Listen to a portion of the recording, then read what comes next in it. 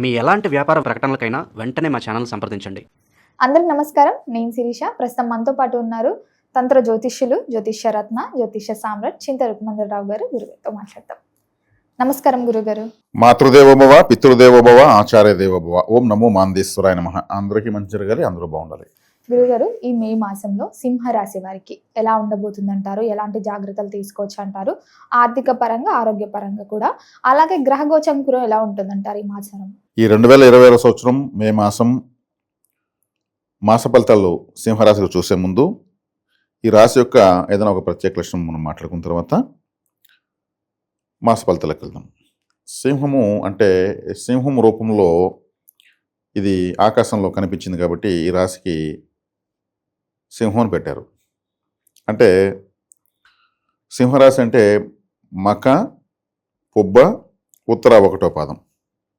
ఈ మకలో 4 పాదాలు, పుబ్బలో 4 పాదాలు, ఉత్తరలో 1వ పాదం. ఈ 9 నక్షత్రాలు ఇవి కలిపితే ఆకాశంలో జూమ్ చేసి మన ఋషులు చూస్తే ఒక సింహంలాగా కనిపించింది. ఇది ఎవరు తయారు చేసిందేం కాదు. ప్రతి రాశికి ఒక రూపం ఉంది. ఆ రూపాలు ఆకాశంలో అలా ఉన్నాయి. వాటిని జూమ్ చేసి చూసిన తర్వాతనే నిర్ణయించరు ఇది ఈ మండలాన్ని సింహ మండలము అని, సింహరాశి అని నిర్ణయించారు. మరి అదే లక్షణాలు ఈ రాశిలో పుట్టిన వాళ్ళకు ఉంటాయి. సింహము అంటే అడవికి రాజు. సింహం అంటే రాజు అంటే ఎలా ఉంటాడు? ఎప్పుడు పొగడ్తలు ఉండాలి. మీరు అట్లా రాజా, మీరు ఇట్లా రాజా, మీకు మించిన వాళ్ళు లేరంటా ఉంటే, అలాగే సింహరాశిని పొగుడుతూ ఉంటే వీళ్ళు ఏమైనా యాక్టివ్గా ఉంటారు. వీళ్ళు కానీ ఏదన్నా వీళ్ళ మిస్టేక్ చెప్తే సెకండ్ల పైన అలగేస్తారు. అందుకే వీళ్ళని ఎవరి ముందర ఏమనకూడదు. ఎంత వేగంగా అలుగుతారో అంత వేగంగా మళ్ళీ కలుసుకుంటారు. కోపం వస్తే కూడా మళ్ళీ కలుసుకుంటారు. వీళ్ళు నలుగురికి 10 మందికి ఉపయోగపడేటువంటి లక్షణాలు ఉంటాయి. ఆ లక్షణమే వీళ్ళకు శాపంగా ఉంటుంది. అంటే వీళ్ళు ఎవరిని సహాయం అడగరు. అడిగిన వాళ్ళకి లేదనకుండా ఇచ్చి వీళ్ళు లాస్ అయిపోతారు. తిరిగి మళ్ళీ అడగాలంటే మన దగ్గర సహాయం చేసుకున్న వాళ్ళని తిరిగి మనం ఏం అడగగలము? మనకు తక్కువ కదా మన రేంజ్కి, లేకపోతే లేనట్టు ఉందాము. ఒకవేళ వాళ్ళు అడిగితే ఇస్తే ఓకే, ఇకపోతే పరిస్థితి ఏంటి అంటే సైకిల్ దగ్గర తట్టుకోలేరు, దిగజారి ఒక స్టెప్ దిగి రాలేరు. పదవి అంటే సింహమే, అంటే గ్రహరాజు కదా.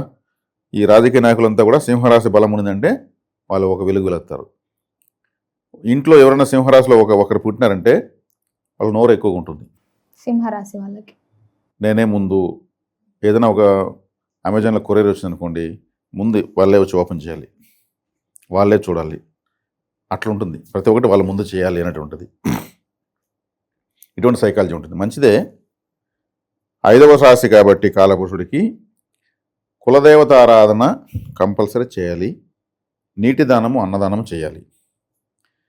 నీటి దానము, అన్నదానం ఎందుకు చేయాలంటే వెనుకున్న రాశి కర్కాటకం జలరాశి, వ్యయస్థానం. వ్యయము అంటే ఖర్చు అని అర్థం.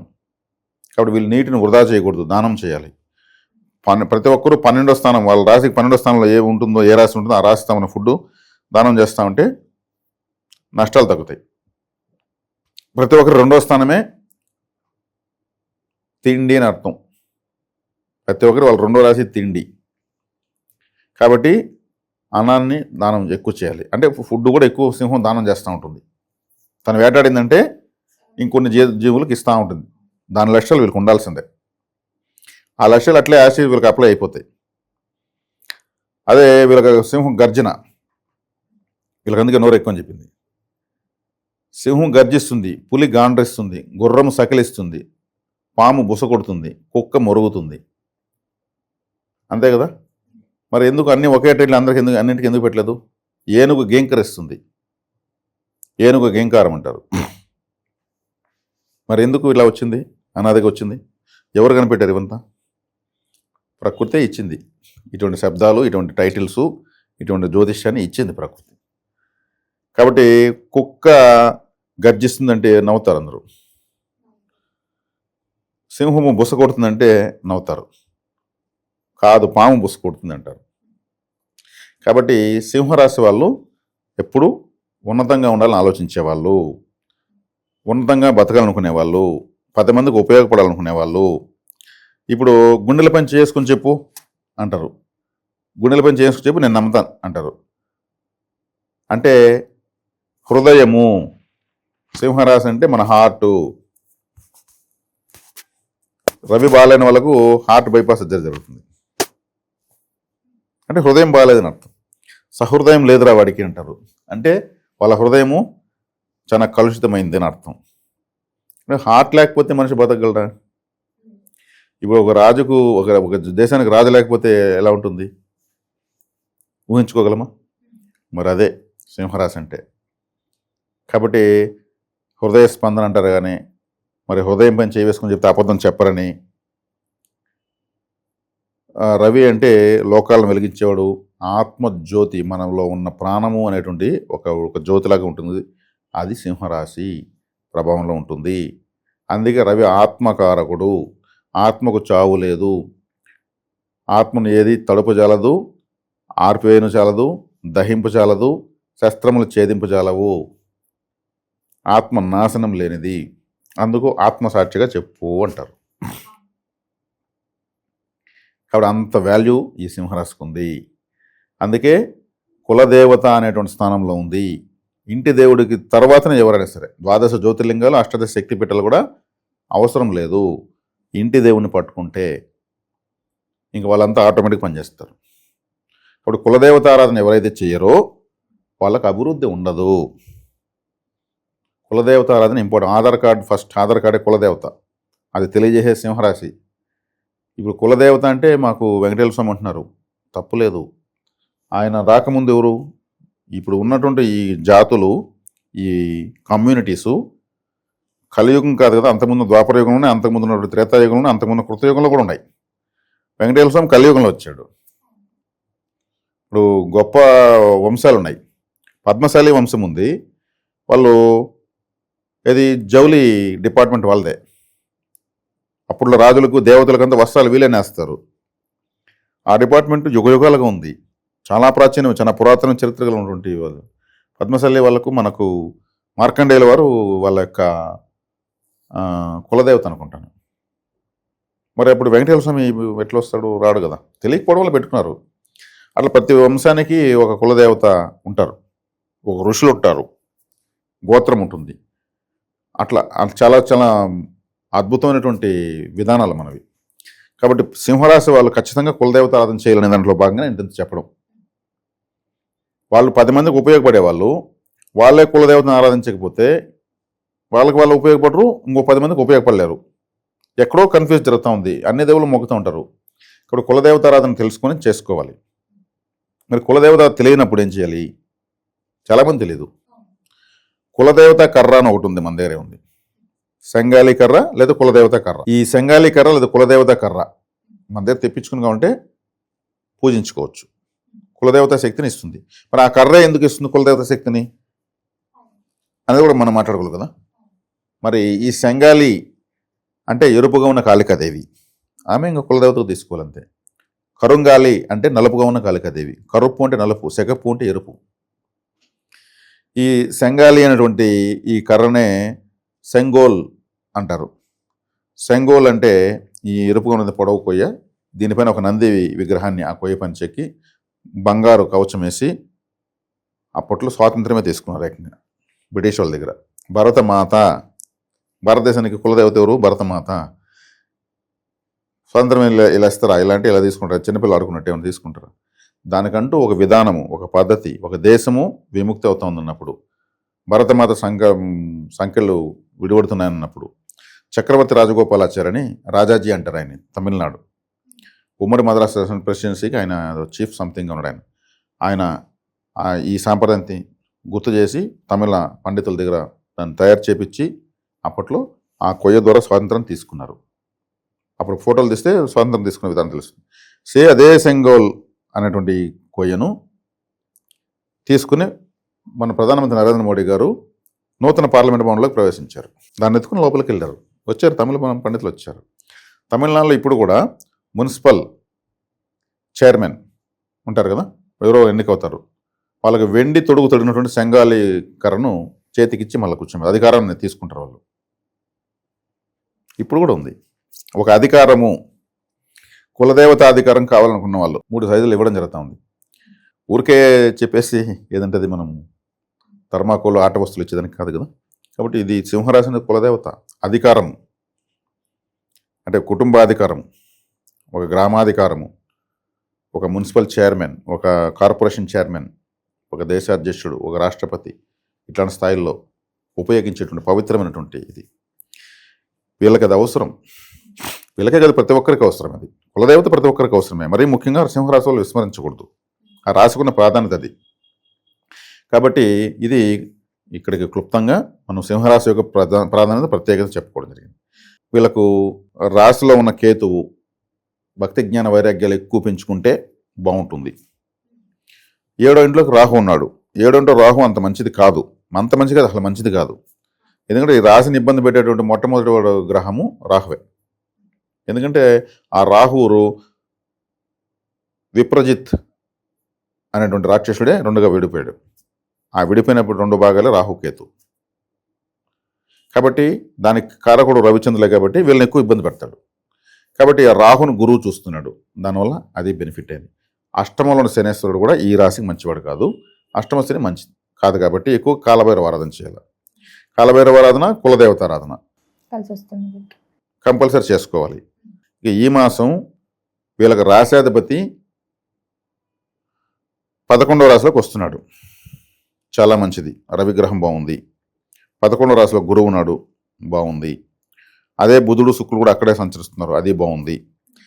అదేవిధంగా ఇక్కడ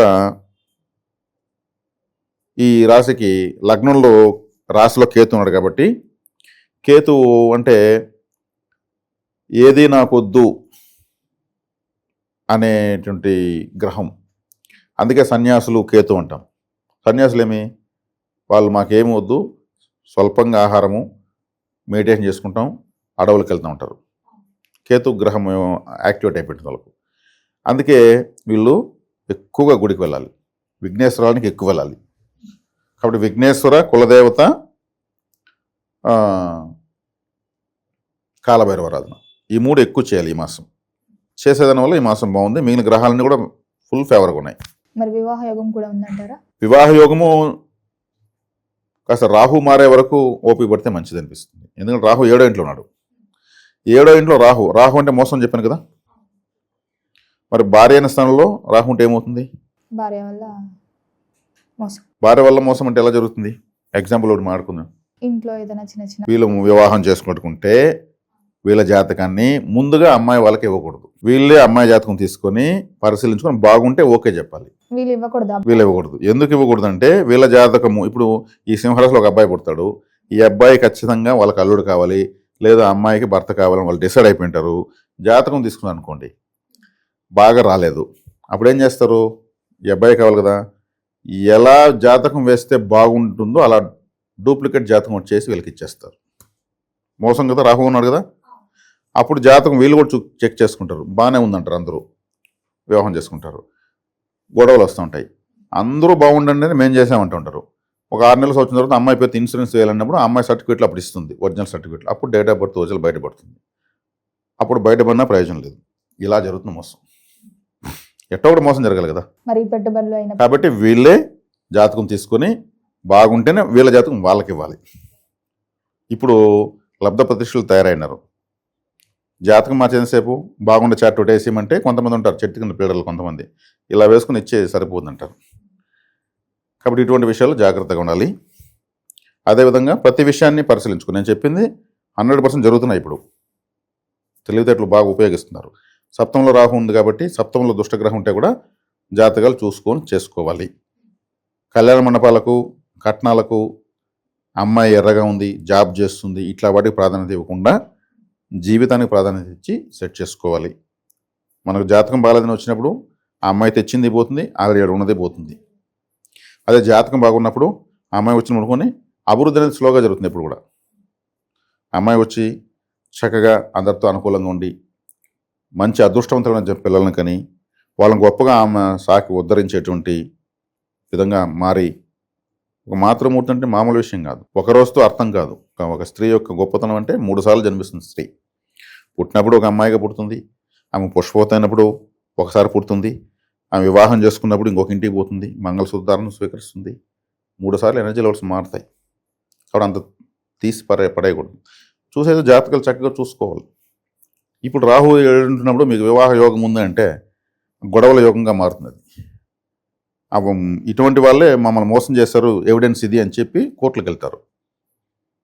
మాకు మోసం జరిగింది కదా కోర్టుకు వెళ్ళేది, ఆ ఎవిడెన్స్ దొరికితే ధైర్యంగా వెళ్తారు. అదేదో మనం డాక్యుమెంట్స్ క్లియర్గా చూసుకుంటే అయిపోయింది, ముందే గొడవ ఉండదు. కాబట్టి ఇక్కడ మాత్రం కేర్ఫుల్గా. రాహు అంటేనే మోసం, ఎందుకంటే మహావిష్ణువుని ఏమర్చాడు ఆయన. మహావిష్ణువు ఏమర్చని అమృతం తాగాడు. మహావిష్ణువును విష్ణుమాయన ఎవరు అధిగమించలేరు. అట్లా విష్ణుమాయన అధిగమించాడంటే మనం ఎంత లెక్క. కాబట్టి ఎక్కడ ఉంటే 7వ ఇంట్లో ఉంటే భార్య విషయంలో కేర్ఫుల్గా ఉండాలి, లేదా భర్త విషయంలో కేర్ఫుల్గా ఉండాలి. 5వ ఇంట్లో ఉంటే పిల్లల విషయంలో కేర్ఫుల్గా ఉండాలి. 5వ ఇంట్లో ఉండగా పెళ్లి చేసుకుని పిల్లల కంటే పెద్దలు మోసం చేసి పరరైపోయి పిల్లలు పుడతారు. పెద్దలు మోసం చేసినట్టే కదా. కాబట్టి 11వ ఇంట్లో రాకుంటే స్నేహితుల విషయంలో కేర్ఫుల్గా ఉండాలి. 11వ స్నేహితులు పెట్టుబడులు పెట్టి మోసం చేసి వాళ్ళు వెళ్ళిపోతారు. కాబట్టి కుటుంబ స్థానంలోనే ఉంటే కుటుంబ సభ్యుల వల్లే మోసం. అంతా సంతకాలు పెట్టించుకుని వదిలేస్తారు, నువ్వు ఏడన కూడా మాకు. రకరకాల మోసాలు జరుగుతున్నాయి కదా, ప్రపంచమే మోసం పైన జరుగుతూ ఉంది. కాబట్టి రాహు దీనికంతా ఎక్కడెక్కడ ఉంటాడో అక్కడ మోసం ఆ కుటుంబాలకు, ఆ వ్యక్తులకు, ఆ స్త్రీలకు జరుగుతూ ఉంటుంది. అంటే మోసం ఎక్కడ జరుగుతుందంటే రాహుని పట్టుకుంటే చాలు. దానికి మనం గురువుని చూస్తారు. గురువుకి సంబంధం లేదు, మోసానికి సంబంధం రాహుకి. మరి ఎలాంటి రెమెడీస్ చేయొచ్చు అంటారు రాహుకి? ముందు జాగ్రత్త. ప్రతి ఒక్కటి ఇప్పుడు ఎవరైనా వస్తున్నారంటే మనది ఏది మారుతుంటే ఏం ప్రయోజనం ఆశించి ఇతను మనతో ఇంతసేపు మారుతున్నా మనమే ఆలోచించాలి. ముందు జాగ్రత్త అంటే అదే. మరి ఏదో మనకేదో ఇస్తాను అని వస్తారు, ఇది ఇస్తున్నాడంటే ఈయన మన నుంచి ఏం తీసుకోవాలి, దీనికన్నా ఎక్కువగా ఆలోచిస్తున్నాడు, మనమే ఆలోచించాలి. ఇస్తున్నాడంటే బ్లైండ్గా తీసుకుంటే మళ్ళీ అతను ఆశిస్తాడు, నేను ఇది ఇచ్చాను నాకు అది కావాలనేసి. అది మనం ఇవ్వలేనిది. అంటే ప్రతి ఒక్కటి ముందు జాగ్రత్త. అంటే ప్రతి ఒక్కటి అంటే కీడించి మేలించాలంటారు కదా, ఈ ప్రతి ఒక్క దాన్ని నెగిటివ్గా తీసుకున్నట్టే ఉండాలి, ఆలోచించాలి. ఎందుకంటే మనల్ని ఉద్ధరించని ప్రపంచంలో ఎవరు లేరు. ఎవరిని వాళ్ళే ఉద్ధరించుకోవాలి. అదే ఉద్ధరేనాత్మ ఆత్మానామని శ్రీకృష్ణుడు చెప్పాడు. ఎప్పుడో 5000 సంవత్సరాల ముందే మహాభారతంలో చెప్పేశాడు. అది ఇప్పటికీ ఓకే అవుతుంది, ఇంకా రాబోయే యుగానికి కూడా ఓకే అవుతుంది. ఎవరిని ఉద్ధరించరు. నరజాతి సమస్తం పరపీడన పరాయణం. నరజాతి సమస్తం ప్రతి ఒక్కరూ పరపీడన అంటే ఇతరులను బాధ పెట్టి మోసం చేయడానికి ఉన్నారు. మరి నరజాతి సమస్య మీరు నేను కూడా మనుషులేమో కదా. నరజాతి సమస్య పరపీడన పరాయణం కదా. అంటే ఇక్కడ ఎదుటి వాళ్ళకి ఉపయోగపడాలి, మనం బెనిఫిట్ పొందాలి. మన స్వార్థంలో న్యాయం ఉండాలి. న్యాయమైన స్వార్థం ఎంత ఉండొచ్చు. పూర్తిగా అవతలలో మోసపోవాలి, మనం మాత్రం బాగుండాలనుకుంటే అది పరపీడన పరాయణం కిందకు వస్తుంది. కాబట్టి రాహు 7వ ఇంట్లో ఉన్నాడు కాబట్టి మోసపోయేదానికి అవకాశం ఉంటుంది. కేర్ఫుల్గా ఉండాలి. దుర్గాదేవి ఆరాధన ఎక్కువ చేయాలి. దుర్గాదేవి ఆరాధన చేస్తూ ఉంటే గ్రామదేవత కూడా దుర్గాదేవి. దుర్గాదేవి అంటే విజయవాడ కనకదుర్గన ఏమీ లేదు. గ్రామదేవత అంతా దుర్గాదేవే. ఆయుధం ఎత్తుకున్న అమ్మవారంతా దుర్గాదేవే. చండి, చాముండి, కాళీ వీళ్ళంతా దుర్గాదేవే. కాబట్టి ఆయుధం ఎత్తుకున్న అమ్మవారి దగ్గరికి వెళ్ళి రావడం మంచిది. సిమెంట్ కలరు, గ్రే, యాష్ అంటే పొగరంగు, ash colour, silver colour, maroon colour ఇవన్నీ కూడా యూజ్ చేయకూడదు. సింహరాశి వాళ్ళు యూజ్ చేయకూడదు. ఈ రాశిని బాధించేటువంటి కలర్స్. గురుగారు, మొత్తం మీద ఈ మాసంలో సింహరాశి వారికి ఎలా ఉంది, ఎలాంటి జాగ్రత్తలు తీసుకోవాలి తెలియజేసినందుకు ధన్యవాదాలండి. ధన్యవాదాలు.